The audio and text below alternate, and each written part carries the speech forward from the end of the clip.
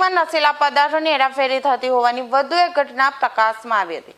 Surat railway station પર ઉભેલી Rajkot Secunderabad express ટ્રેનમાં પડેલી સ્કૂલ બેગ પાસે જ સ્નીફર ડોગ ભસવા લાગ્યો હતો, જેથી સુરત રેલવે પોલીસે સ્કૂલ બેગમાં તપાસ કરતા 4 કિલો ગાંજો ઝડપાયો હતો। મળતી માહિતી પ્રમાણે સુરત રેલવે સ્ટેશન ઉપર અને સ્ટેશન ઉપર આવતી જતી ટ્રેનોમાં રેલવે પોલીસ દ્વારા સરપ્રાઇઝ ચેકિંગ હાથ ધરવામાં આવ્યું હતું।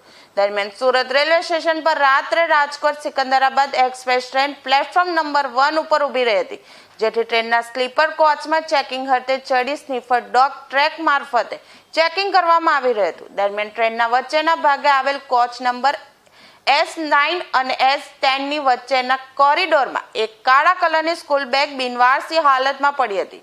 બિનવારસી પડેલી બેગ સ્નીફર ડોગ ટ્રેકથી ચેક કરાવતા ડોગ એકદમ ભસવા લાગ્યો હતો, જેથી ડોગ હેન્ડલર હેડ કોન્સ્ટેબલ પ્રતાપસિંહે આ ડોગ બેગમાં નશીલો માદક પદાર્થ હોવાનું સંકેત આપતો હોવાનું જણાવ્યું હતું। સ્કૂલ બેગ બાબતે આજુબાજુના પેસેન્જરોને આ બેગ કોની છે જે અંગે પૂછપરછ કરતા આ બેગનું કોઈ માલિક મળી આવ્યું નહીં, જેથી બેગની તપાસ કરતા 44,500 રૂપિયાનો 4.450 કિલો ગાંજો મળી આવ્યો હતો।